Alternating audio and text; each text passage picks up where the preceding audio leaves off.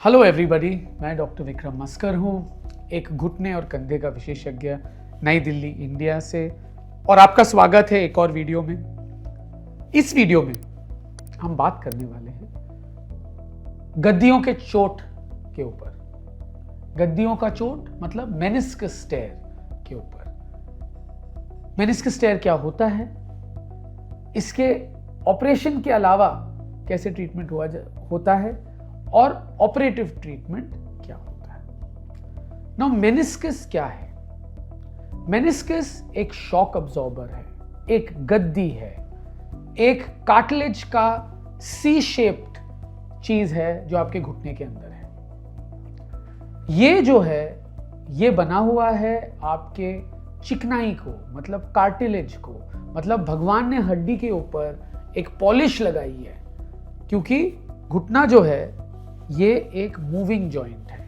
ये जॉइंट रगड़ता रहता है, तो ताकि ये रगड़ ना खाए तो भगवान ने दोनों हड्डियों के ऊपर चिकनाई लगाई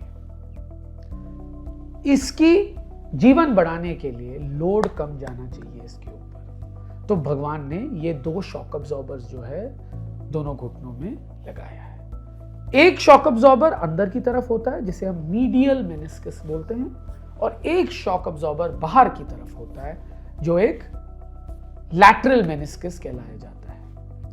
नाउ शॉक अब्जॉर्बर क्या करता है आपकी गाड़ी में या बाइक में? वो आपकी बाइक या गाड़ी की फ्रेम को प्रोटेक्ट करता है कि ताकि वो जरूरत से ज्यादा हिल ना ले और पुर्जे ढीले ना हो जाए और खराब ना हो जाए, और आपके बैक को और आपके बदन को प्रोटेक्ट करता है ताकि जब आप बम्प के ऊपर जाओ तो रीढ़ की हड्डी में हड्डियों पे ज्यादा जोर ना पड़े।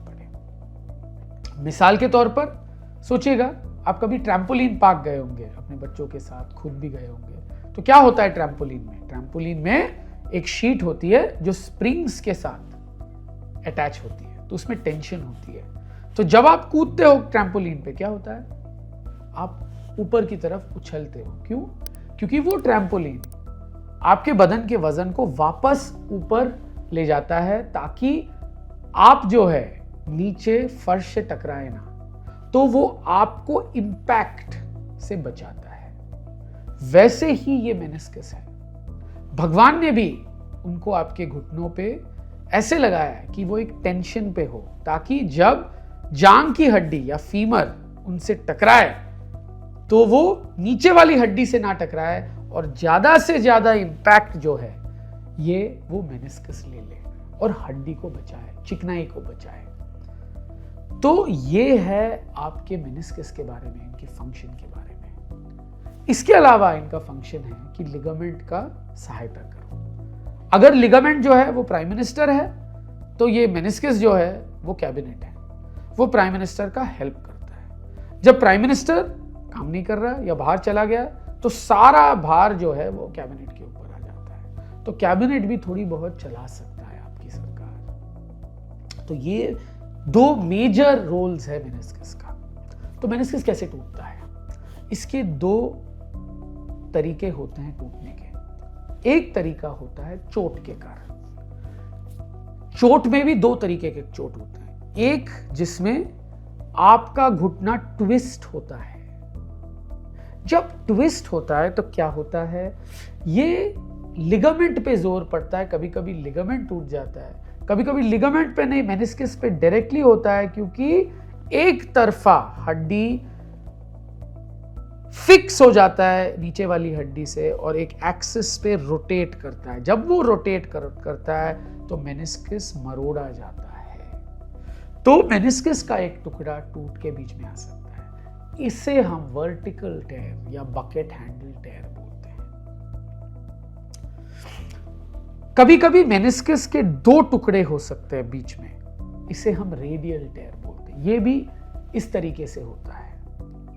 दूसरा तरीका मेनिस्कस का तोड़ना है वो है इंपैक्ट, मतलब आप कूदते हो, ऊपर वाली हड्डी का पूरा जोर नीचे वाली हड्डी पे जाता है, मेनिस्कस बचाने की कोशिश करता है और मेनिस्कस जो है वो फोड़ लेता है ऐसे। एग्जाम्पल, आप एक पिलो रख लो जो बहुत ही अच्छी तरीके से फूला गया है और उस पर जोर से बैठ लो।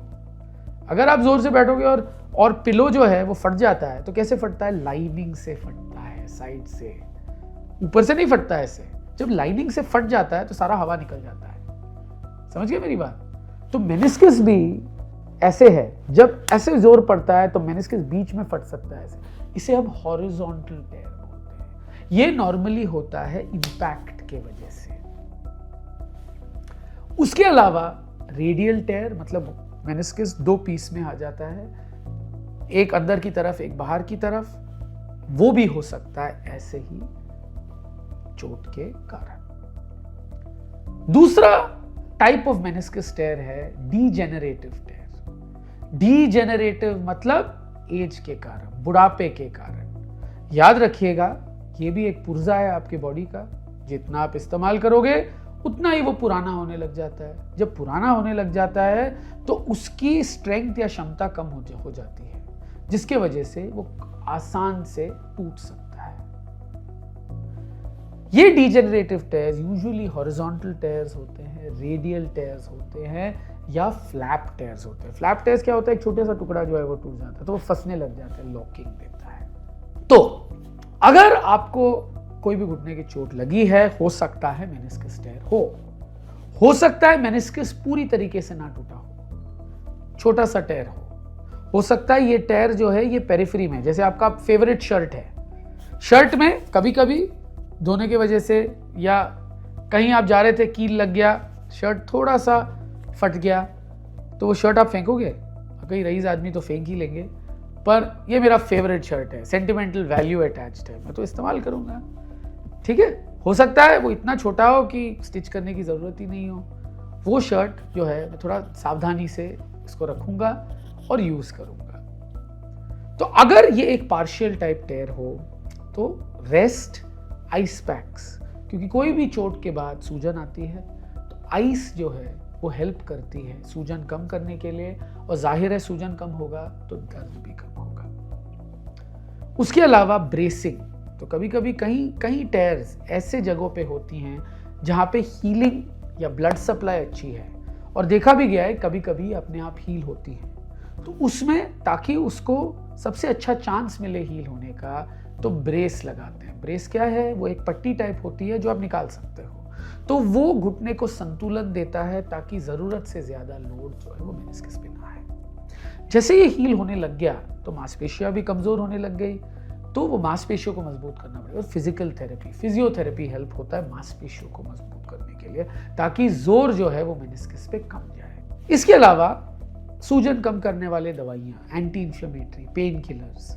ये सूजन को कम करती हैं, आपके सिम्टम्स को कम करती हैं। तो अक्यूट फेजेस में जब चोट लग जाए तो ये लेना इंपॉर्टेंट है, पर इसको नजरअंदाज नहीं करनी। एक विशेषज्ञ के पास जाइएगा, एमआरआई कराइएगा अगर कोई भी डाउट हो, और एमआरआई में आपको पता होना चाहिए ये क्या टाइप टेयर है। रिपोर्ट के ऊपर मत जाइए, विशेषज्ञ को खुद ही पढ़ना चाहिए। मैं अपने एमआरआई को खुद ही पढ़ता हूं, क्योंकि जो रिपोर्ट करता है वो जो है बस पिक्चर देख के आपको बता रहा है, वो भी बहुत माहिर है अपने काम पे, पर पिक्चर देख के आप किसी से शादी नहीं करते हो। एक बार मिलते तो हो ना, तो मिलना बहुत इंपॉर्टेंट है अपने घुटने से, और एमआरआई और क्लिनिकल एग्जामिनेशन बहुत इंपॉर्टेंट है, जो एग्जामिनेशन आपका विशेषज्ञ करता है, और दोनों कोरिलेट करने चाहिए।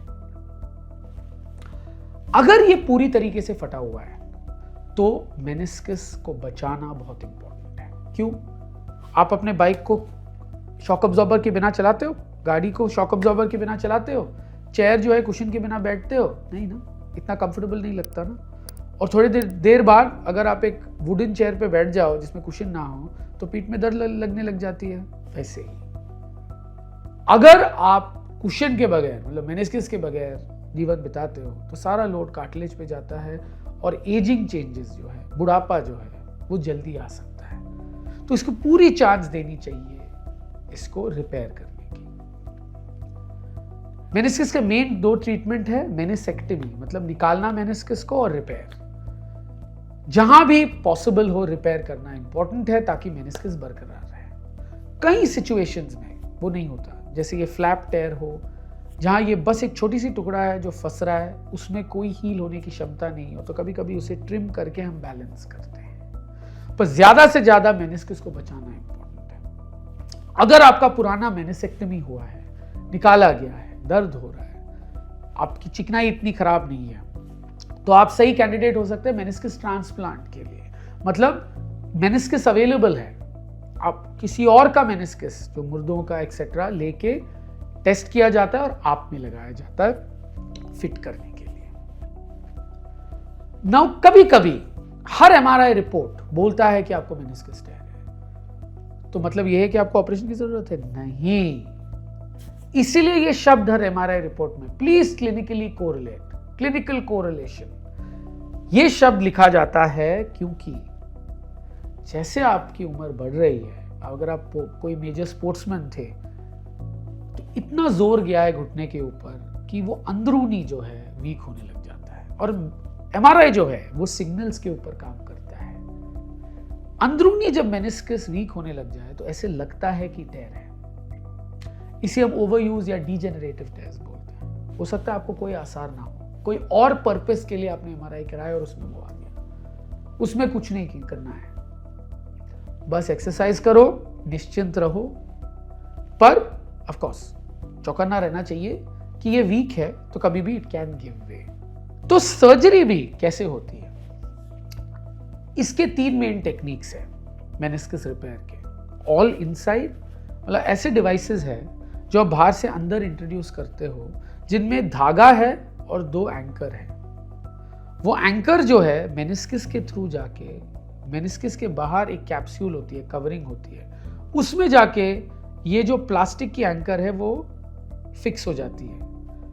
2 बार ये करते हो दोनों एरियाज में जो फटे हुए हैं, और जब आप खींचते हो धागे को तो जो डिस्टेंस है ये दोनों एंकर्स के बीच में वो कम होते हुए मेनिस्कस अपनी जगह पे आ जाता है। इसे हम ऑल इनसाइड कहते हैं। इनसाइड आउट होता है कि धागे जो है वो एक नीडल के थ्रू अंदर से बाहर निकाले जाते हैं और बाहर से एक छोटी सी कट करके ये धागे बांधे जाते हैं। आउटसाइड इन है कि बाहर से अंदर आप नीडल इंट्रोड्यूस करते हो, धागे ले आते हो और उनको बाहर की तरफ टाई करते हो। हर चीज जो है वो अच्छी होती है, वो सही सिचुएशन में सही चीज इस्तेमाल की जाती है। मैंने अपनी तकनीकें बनाई हैं जो अफोर्डेबल है, जिसे हम all inside, alternative all inside technique बोलते हैं, जो आप देख सकते हो इंटरनेट पे, जिसमें एक डिवाइस के द्वारा आप धागे पास कर सकते हो और नॉट कर सकते हो। ये बहुत ही एफिशिएंट और सक्सेसफुल तरीका है।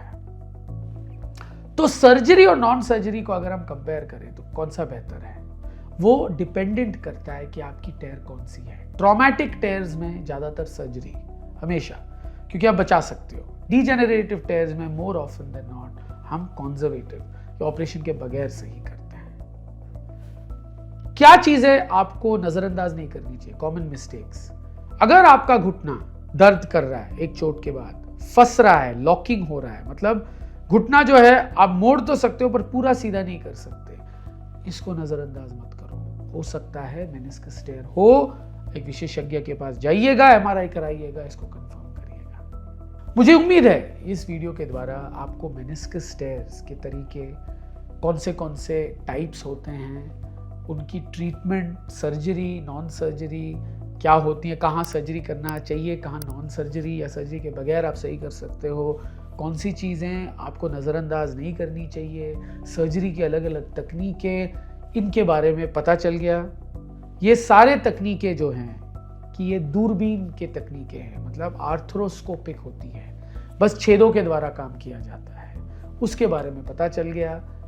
अगर आपको मेरा वीडियो पसंद आया, please like and subscribe to my channel and please follow me on Instagram. Thank you.